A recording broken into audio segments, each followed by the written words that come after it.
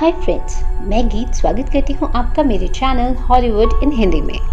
आशा है आप सब अच्छे होंगे। फ्रेंड्स, कुछ लव स्टोरीज दिल को छू जाने वाली होती हैं और हमेशा के लिए हमारी यादों में रह जाती हैं। आज की हमारी मूवी भी कुछ ऐसी ही है। हमारी मूवी का नाम है माई सैसी गर्ल। ये एक कोरियन मूवी है जो 2001 में रिलीज़ हुई थी, जिसकी IMDb रेटिंग है 8 out of 10 and it is one of the highest grossing romantic comedy movie of all time। दोस्तों, ये मूवी इतनी पॉपुलर हुई कि इसे इंटरनेशनल लेवल पर भी काफ़ी रिकॉग्निशन मिला और इस मूवी के वर्ल्ड वाइड भी रीमेक बनाए गए हैं। So let's begin of a beautiful love story. कहानी की शुरुआत होती है और हम देखते हैं एक लड़की को जिसका नाम ज्ञान वू है। वो एक सुनसान सी जगह पर एक पेड़ के नीचे किसी लड़की का इंतज़ार कर रहा होता है और कह रहा होता है कि उस लड़की और मैंने यही टाइम कैप्सूल को ज़मीन के अंदर रखा था और हमने 2 साल पहले आज के दिन यहीं मिलने का वादा भी किया था। दोस्तों, टाइम कैप्सूल बेसिकली एक तरह का बॉक्स होता है जिसमें लोग अपनी विशेस और मैसेजेस को लिखकर उस बॉक्स में रख देते हैं और काफ़ी लंबे समय के लिए ज़मीन में गाड़ देते हैं। आगे वो ये भी कहता है कि वो लड़की ज़रूर आएगी और जब तक वो नहीं आएगी तब तक मैं उसका इंतज़ार करूँगा। नेक्स्ट सीन में हम वू को फ़ोटो क्लिक करवाते हुए देखते हैं और कहानी फ्लैशबैक में पहुंच जाती है, जहां वू हमें बताता है कि उसके पेरेंट्स को एक लड़की चाहिए थी बट उनको एक लड़का पैदा हुआ। काफ़ी टाइम तक वू के पेरेंट्स उसे लड़कियों की तरह ही ड्रेसअप करते थे, जो वू के लिए बड़ा एम्बैरेसिंग था। अब कहानी उस टाइम में पहुंचती है जब वो एक कॉलेज स्टूडेंट होता है। वो इंजीनियरिंग की पढ़ाई कर रहा है और एक रात अपने कॉलेज फ्रेंड्स के साथ डिनर के लिए बाहर आया हुआ होता है कि तभी उसकी मॉम का कॉल आ जाता है। उसकी मॉम उसे उसकी आंट के घर उनसे मिलने जाने के लिए कह रही होती हैं, जिस पर वो अपनी मॉम को कहता है कि उसकी आंट उसके गालों को खींचती हैं और उसे किस करती हैं, जो उसे बिल्कुल पसंद नहीं होता। पर वो की माँ वो को कहती हैं कि उसकी आंट ने अपने बेटे को लास्ट ईयर ही खोया है। एक्चुअली उसकी आंट के बेटे की डेथ हो चुकी होती है और वो को अपने बेटे जैसा ही समझती हैं, इसलिए उसे प्यार भी करती हैं।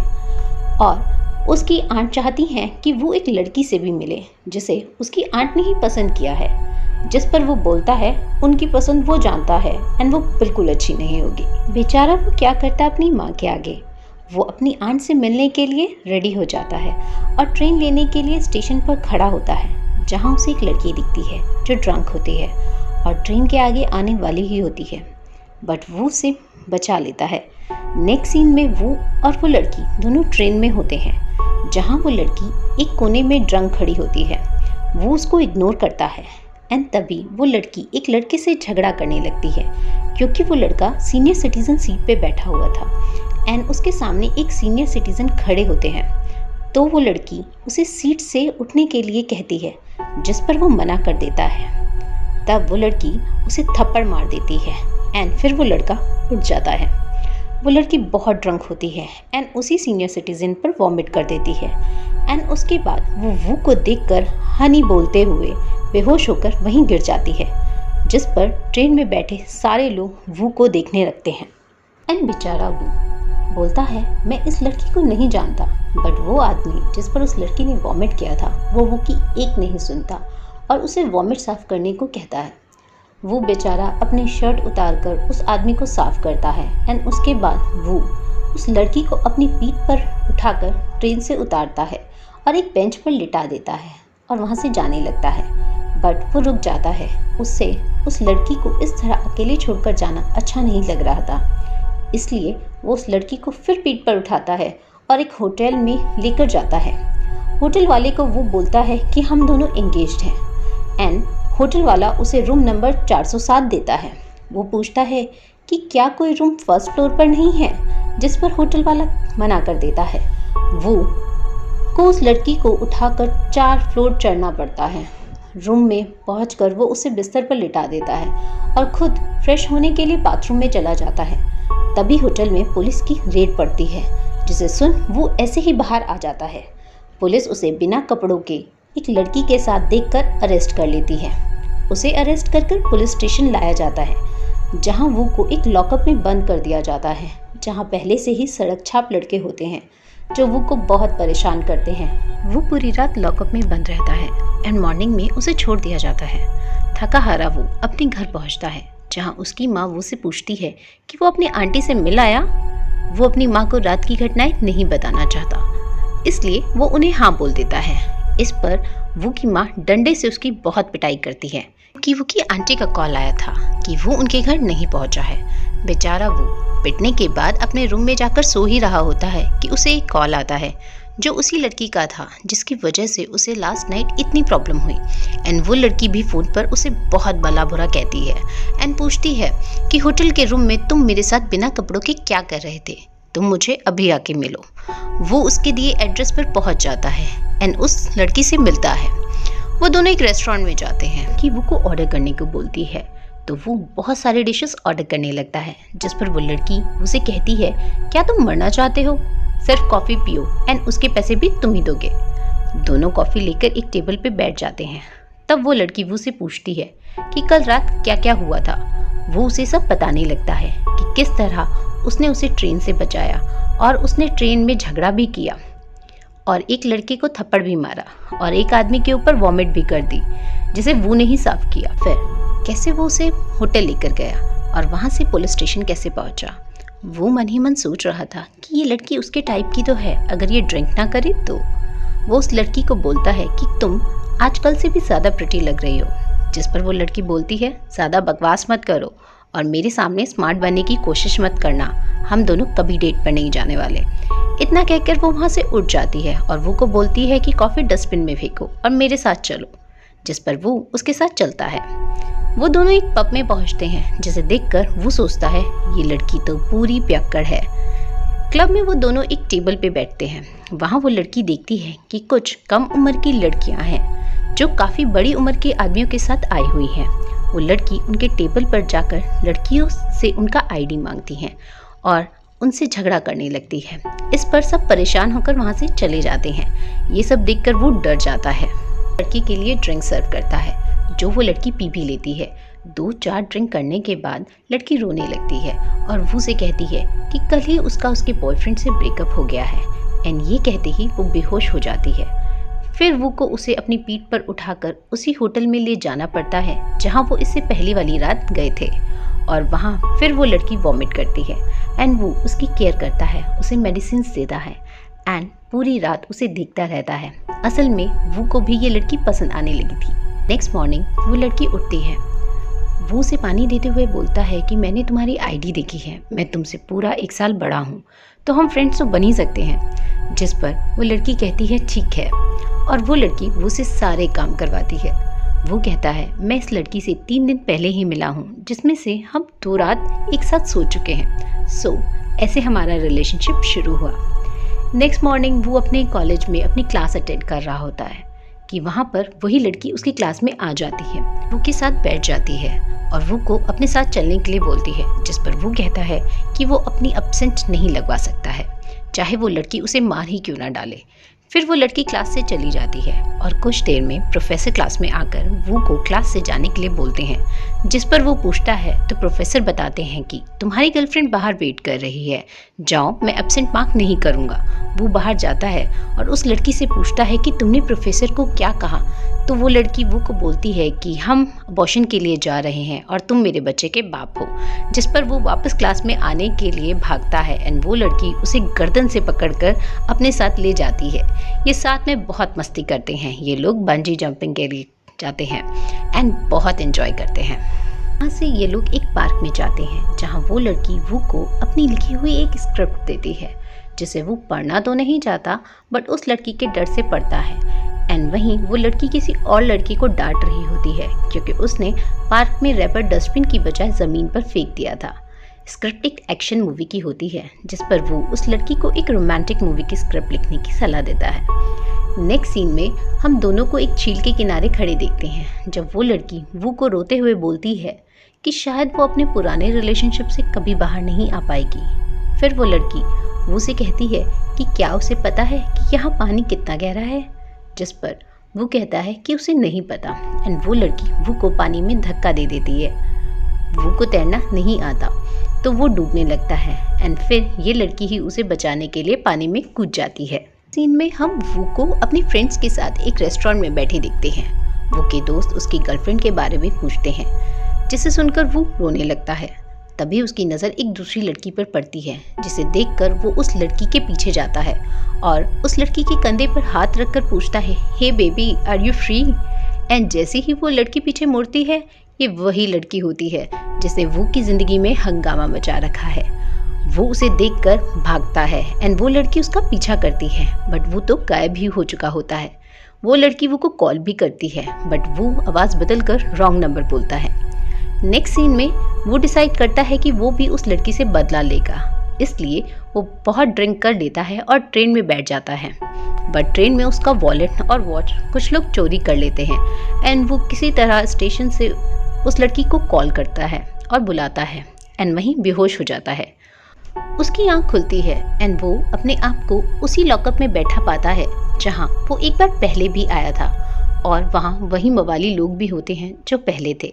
वो लोग वो को बहुत परेशान करते हैं, उससे उठक बैठक भी करवाते हैं, बेचारा वो। तभी वो लड़की वो की ज़मानत करवा कर उसे अपने साथ ले जाती है। वो खुशी खुशी चला जाता है। बाहर आकर वो लड़की वो को बहुत मारती है।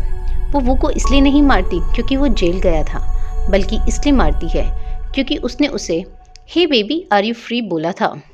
मारने पीटने के बाद वो लड़की उसे रेस्टोरेंट में ले जाती है और खाना खिलाती है एंड बोलती है कि अगर तुम मेरे साथ अच्छे से रहोगे तो तुम्हारे साथ सब अच्छा ही होगा। नेक्स्ट सीन में हम वो को अपने घर छुपते छुपाते आते देखते हैं। वो सोच रहा होता है कि उसकी माँ जब गुस्से में आती है तो उनके हाथ में जो होता है उसे उसकी पिटाई कर देती हैं, चाहे वो झाड़ू हो या कोई डंडा। न जाने आज क्या होगा। तभी उसकी माँ के हाथ में एक मोटा डंडा देखकर वो रुक जाता है। आगे वो अपने रूम में बैठा होता है। तभी उसे उस लड़की का मैसेज आता है जिसमें लिखा होता है, आज से 2 दिन बाद मेरा बर्थडे है, मेक इट स्पेशल वन, वरना। वो उस लड़की के लिए बर्थडे प्लान करना शुरू कर देता है एंड एक थीम पार्क में जाने का डिसाइड करता है जहां रात को 12 बजे फायरवर्क्स होंगे। सो एज प्लान वो उस लड़की के साथ उस पार्क में एंटर करता है, बट वहाँ पहले से ही एक सोल्जर छुपा होता है। असल में ये सोल्जर भाग के आया होता है।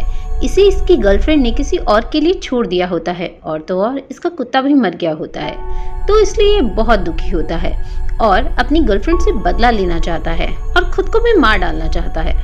पार्क में वो सोल्जर वो और उस लड़की को पकड़ लेता है, उनके ऊपर बंदूक तान देता है, जिस पर वो कहता है कि वो उसे छोड़ दे और इस लड़की को पकड़कर रख ले, जिस पर वो सोल्जर उसे पकड़कर रखता है और लड़की को छोड़ देता है। वो लड़की पार्क से बाहर आ जाती है जहां उसे बहुत सारे सोल्जर्स दिखते हैं जो इसी सोल्जर को पकड़ने के लिए आए होते हैं। उधर वो उस सोल्जर को बोलता है कि वो एक दूसरा रास्ता जानता है जहां से इस पार्क से बाहर जाया जा सकता है। वो दोनों उस रास्ते से बाहर आते हैं, तभी उन्हें बाकी सोल्जर्स देख लेते हैं। तब वो सोल्जर वो को गन पॉइंट पर रख लेता है और गोली चलाने की धमकी देता है, जिस पर वो लड़की उस सोल्जर से बात करते हुए बोलती है कि तुम उस लड़की से प्यार नहीं करते, अगर करते होते तो कभी भी उसे नुकसान पहुंचाने का नहीं सोचते। प्यार में लोग एक दूसरे को दुख नहीं देते। तुम भी अपनी जिंदगी जियो और अपने सच्चे प्यार का इंतजार करो। ये सुनकर वो सोल्जर वो को जाने देता है और अपनी बंदूक नीचे रखकर सरेंडर कर देता है।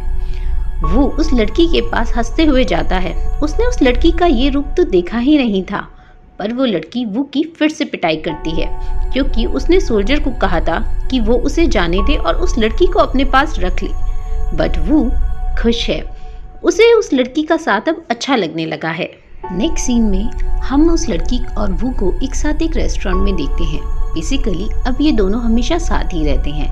वो को पता होता है कि क्या उस लड़की को नाराज़ करेगा और क्या चीज़ उसे खुशी देगी। इवन वो अब कोक की जगह कॉफ़ी ही ऑर्डर करता है क्योंकि उसे पता है कि जब वो कोक ऑर्डर करेगा तो वो लड़की बोलेगी तुम्हें मरना है क्या।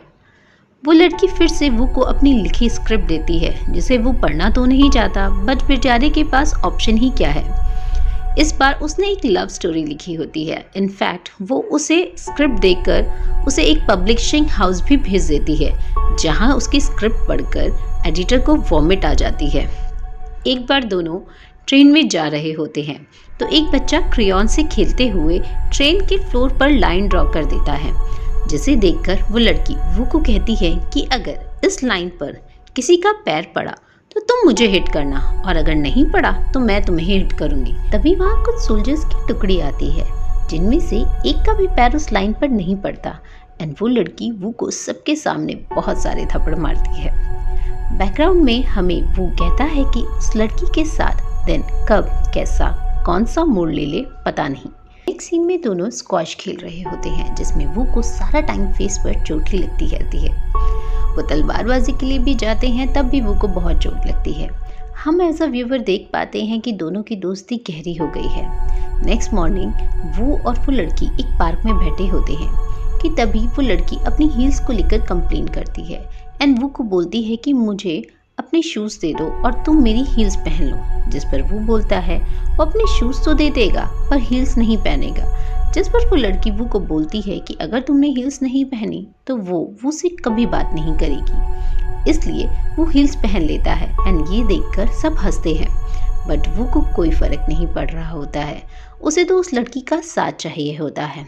रात हो जाती है एंड बारिश हो रही होती है।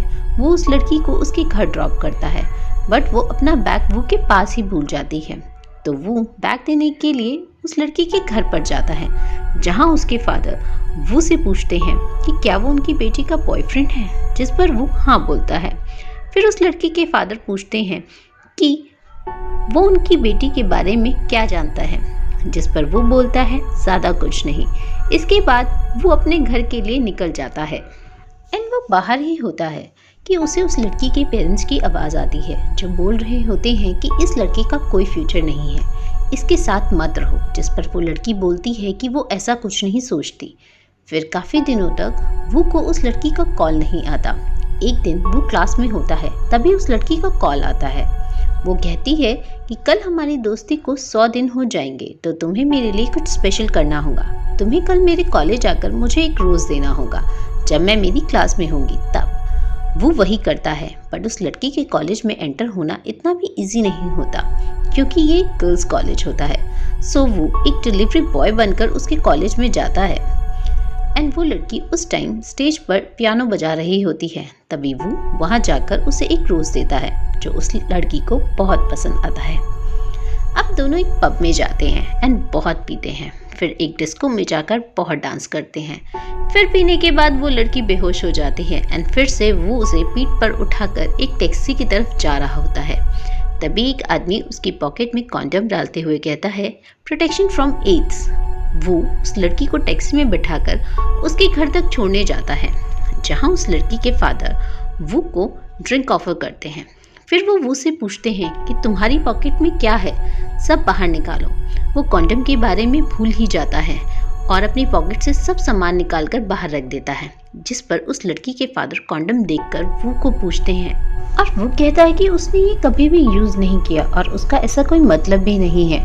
इसके बाद उस लड़की के फादर वो से पूछते हैं कि वो उनकी बेटी के बारे में क्या सोचता है, जिस पर वो कहता है कि वो सिर्फ अच्छे दोस्त हैं। जिस पर उसके फादर वो को बोलते हैं कि वो उनकी बेटी से आज के बाद ना मिले। काफ़ी दिन बीत जाते हैं, उस लड़की का वो को कॉल नहीं आता। वो कहता है कि उसने कभी नहीं सोचा था कि ब्रेकअप इतना ईजिली हो जाएगा एंड अब वो फ्री है तो वो किसी और को डेट करने की सोचता है। सो वो एक लड़की के साथ डेट पे जाता है।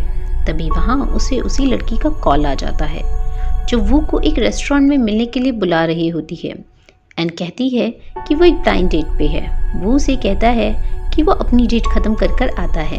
वो जिस लड़की के साथ डेट पे आया हुआ है वो वॉशरूम यूज़ करने के लिए जाती है एंड वो भी वॉशरूम के लिए चला जाता है। वो तभी देखता है कि वो लड़की मेल वॉशरूम में उसके साथ है। बेसिकली वो लड़की नहीं लड़का होती है जो लड़कियों की तरह ड्रेसअप करते हैं। वो ये देखकर वहाँ से भाग जाता है और उस लड़की के पास रेस्टोरेंट में पहुँच जाता है जहाँ वो लड़की अपनी डेट के साथ होती है। वो लोग एक दूसरे को ग्रीट करते हैं एंड वो लड़का कहता है कि आपके बारे में बहुत सुना है, you are really a close friend, जिस पर वो स्माइल देता है। फिर थोड़ी देर बाद वो लड़की वॉशरूम के लिए जाती है एंड वो भी उसके पीछे चला जाता है। दोनों एक बालकनी में खड़े होकर बात करते हैं जिस पर वो कहता है कि ये लड़का वो नहीं है जिससे तुम्हारा ब्रेकअप हुआ। वो लड़की कहती है तुम्हें कैसे पता। तब वो कहता है, जो लॉकेट तुम्हारे एक्स ने दिया है तुमने आज भी पहना है। जब हम ज़िंदगी में आगे बढ़ने की सोचते हैं तो पुरानी चीज़ें भूलनी चाहिए। और ये कहकर वो लॉकेट उस लड़की के गले से उतार कर अपने पास रख लेता है। तब वो लड़की बताती है कि इस लड़के से मिलने के लिए उसकी मॉम ने कहा है कि अपनी डेट के पास वापस आती है। तो वो लड़का उसे बोलता है कि तुम्हारा दोस्त तुम्हें बहुत अच्छे से जानता है, उसने मुझे सब बताया कि तुम्हें क्या पसंद है और क्या नहीं। ये अच्छी बात है कि मैं अब जानता हूँ कि तुम्हें कैसे इम्प्रेस किया जाए। ये सुनकर वो लड़की वहाँ से वू को ढूंढने निकल जाती है। वो स्टेशन जाती है क्योंकि उसे पता था वो वहीं होगा। वो पूरा स्टेशन ढूंढती है बट उसे वो कहीं नहीं दिखता। इसलिए वो कंट्रोल रूम में जाकर सीसीटीवी कैमरे में वू को देखती है और अनाउंसमेंट करवाती है कि वो उसे एस्केलेटर के पास मिले, वरना वो उसे बहुत मारेगी। तभी वो भी कंट्रोल रूम में पहुंच जाता है। वो दोनों एक दूसरे को देखते हैं एंड वो उस लड़की को हक कर लेता है और वो लड़की भी वो को हक करती है। फिर उसे एक पंच भी मारती है कि वो ने उसे हक क्यों किया। फिर वो उस लड़की को उसके घर छोड़ने जाता है। वो समझ नहीं पा रहा ये कैसा रिलेशनशिप है और क्या ये रिलेशनशिप आगे बढ़ेगा। इन्हीं सभी सवालों के बीच वो वहाँ उस लड़की को किस करने ही वाला होता है कि उसके घर की बेल बज जाती है और वो लड़की अपने घर चली जाती है। उस लड़की ने वो को एक लेटर लिखने के लिए बोला होता है जिसमें उसे अपनी फीलिंग एक्सप्रेस करनी है कि वो उस लड़की और उनके रिलेशनशिप के बारे में क्या सोचता है। सो वो ऐसा ही करता है और वो लड़की भी ऐसा ही एक लेटर लिखती है। नेक्स्ट सीन में वो और वो लड़की एक पहाड़ी पे होते हैं जहाँ वो लड़की वो को सामने वाली पहाड़ी दिखाते हुए बोलती है कि तुम्हें लगता है कि अगर कोई वहाँ खड़ा हो तो उसे यहाँ से आवाज़ सुनाई देगी। जिस पर वो कहता है शायद या नहीं भी। एंड वो लड़की वो को उस पहाड़ी पे जाने के लिए कहती है। वो के पास कोई ऑप्शन भी नहीं होता, उसे उसकी बात माननी ही पड़ती है। बेचारा पहुंच जाता है सामने वाली पहाड़ी पर एंड ये लड़की उसे आवाज़ देती है बट वो को कुछ सुनाई नहीं देता बिकॉज वो पहाड़ी बहुत दूर होती है। इधर ये लड़की वो को सॉरी बोल रही होती है और बहुत रो रही होती है। वो बोलती है वो उसे माफ़ कर दे। तो लगा था कि वो लड़की औरों से अलग है बट वो एक हेल्पलेस लड़की है एंड ज़ोर ज़ोर से यही बात बोल कर रोने लगती है बट वो को ना ही ये सब दिखाई दे रहा था ना सुनाई। फिर दोनों एक पेड़ के नीचे आते हैं। ये वही पेड़ है जो हमें मूवी के स्टार्टिंग में दिखाया गया था। वहाँ दोनों बैठे हैं एंड वो लड़की वो को कहती है कि हमने जो लेटर्स लिखे हैं वो हम एक टाइम कैप्सूल में डाल के इस पेड़ के नीचे गाड़ देते हैं एंड आज से 2 साल बाद हम यहाँ आएंगे एंड उन लेटर्स को पढ़ेंगे। दोनों ऐसा ही करते हैं और टाइम कैप्सूल को ज़मीन में गाड़ने के बाद वहाँ से स्टेशन जाते हैं जहाँ वो लड़की वो को कहती है कि वो पहली ट्रेन में जाए फिर वो नेक्स्ट ट्रेन ले लेगी एंड वो दोनों 2 साल बाद आज के दिन उसी पेड़ के नीचे मिलेंगे। वो ट्रेन में चढ़ जाता है एंड रियलाइज़ करता है कि वो उस लड़की से प्यार करता है तो नीचे उतर जाता है। उधर वो लड़की भी उसी ट्रेन में वो से मिलने के लिए चढ़ जाती है एंड दोनों इसी तरह गुड बाय करके अपनी अपनी मंजिल की ओर चले जाते हैं। हम वो को देखते हैं इन 2 सालों में उसे उस लड़की के लिए एक बेटर इंसान बनना है। वो स्क्वॉश सीखता है, तलवार चलाना सीखता है और वो इन 2 सालों को जल्दी से काटने के लिए अपनी स्टोरी को इंटरनेट पर भी लिखता है इसी उम्मीद में कि शायद वो लड़की भी उन्हें देख ले। वो उसी पब्लिशिंग हाउस में जाता है जहां वो एक बार पहले भी उस लड़की की स्क्रिप्ट लेकर गया था बट इस बार उसकी स्क्रिप्ट द सेसी गर्ल एडिटर को इतनी पसंद आती है कि वो इस पर मूवी बनाने का प्लान करते हैं। वो एक सक्सेसफुल राइटर बन जाता है और मन ही मन सोचता है कि काश वो लड़की भी उसे ऐसे देख पाती। इसी तरह 2 साल बीत जाते हैं एंड कहानी प्रेजेंट में आ जाती है जहां हम वू को उनके डिसाइडेड डे पर उस पेड़ के नीचे देखते हैं। वो पूरा दिन उस लड़की का इंतज़ार करता है बट वो लड़की नहीं आती। फाइनली वो उस कैप्सूल को निकालकर उस लड़की का लेटर पढ़ना शुरू करता है जिसमें लिखा होता है वो मैं जिससे प्यार करती थी उसकी डेथ हो चुकी है एंड मैं तुमसे जिस दिन मिली थी उस दिन उसे मरे पूरा 1 साल हो चुका था। मैं उस लड़के से भी तुम्हारी तरह ट्रेन पे ही मिली थी और वो भी मेरी हर बात मानता था जैसे तुम मानते हो। मैं उसको तुम में ढूंढ रही थी जो गलत है पर मैं क्या करूं। जब हम डेट भी कर रहे थे तब भी मैं उसकी माँ से जाकर मिलती थी। हमने इस पेड़ के नीचे अपने फ्यूचर को प्लान किया था, पर वो अचानक चला गया। मैं जितना तुम्हें पसंद करती रही, मुझे उतना ही गिल्ट होता रहा। हम 2 साल के लिए अलग हो रहे हैं एंड शायद इससे मुझे उसे भूलने का टाइम मिल जाए। अगर मैं 2 साल बाद भी तुमसे नहीं मिली तो इसका मतलब है कि मुझ में सच्चाई का सामना करने की हिम्मत आज भी नहीं है। वैसे I want to meet you soon because मैं भी तुम्हारा लेटर पढ़ना चाहती हूँ। सीन शिफ्ट होता है और कहानी एक साल और आगे चली जाती है, जहाँ हम एक बूढ़े आदमी को उसी पेड़ के नीचे देखते हैं जहाँ वो लड़की आती है। वो आदमी उस लड़की को बताता है कि लास्ट ईयर इस पेड़ पर बिजली गिर गई थी और एक लड़के ने जो अक्सर यहाँ आता है वैसा ही एक पेड़ यहाँ प्लांट किया और मुझे बताया कि कोई इस पेड़ को यहाँ नहीं देखेगा तो बहुत दुखी होगा। ये सुनकर उस लड़की की आंखों में आंसू आ गए। वो समझ गई थी कि ये वू ने ही किया है। उसने वू का लेटर कैप्सूल से निकाला और पढ़ा, जिसमें वो लॉकेट भी था जिसे उस लड़की के एक्स ने दिया था। उस लड़की ने वो लॉकेट नदी में बहा दिया। नेक्स्ट सीन में हम उस लड़की को स्टेशन पर देखते हैं जहां वो ट्रेन ले रही होती है एंड वो भी उसे देख लेता है, बट वो ट्रेन में नहीं चढ़ पाता क्योंकि ट्रेन का दरवाज़ा बंद हो चुका होता है एंड वो लड़की भी वो को नहीं देख पाती। वो लड़की अपने एक्स बॉयफ्रेंड की मदर से मिलने जाती है जहाँ एक पार्टी हो रही होती है। उसके एक्स बॉयफ्रेंड की मदर उसका वेलकम करती हैं और पूछती हैं कि वो इतने समय कहाँ थी। तो वो लड़की बताती है कि वो 1.5 साल से इंग्लैंड में थी। तभी हम वो को देखते हैं। एक्चुअली में ये वो की आंट होती हैं जो वो के आते ही उसके गाल खींचने लगती हैं एंड वो लड़की एंड वो भी एक दूसरे को देखते हैं। तभी आंट बोलती है कि फाइनली तुम दोनों मिल रहे हो। मैंने कितनी कोशिश की कि तुम दोनों एक दूसरे से मिलो। एक्चुअली ये वही लड़की होती है जिसे मूवी के स्टार्टिंग में वो की आंट वो से मिलवाना चाहती थी। वो और वो लड़की एक दूसरे को देखकर स्माइल करते हैं और हम देख पाते हैं कि दोनों एक दूसरे से मिलकर खुश हैं and that's a happy ending. दोस्तों, इस मूवी में मेन एक्ट्रेस का नाम नहीं बताया गया है। आशा करती हूँ आपको मेरा एक्सप्लेनेशन पसंद आया होगा। Please like, subscribe and comment to support the channel. Thank you.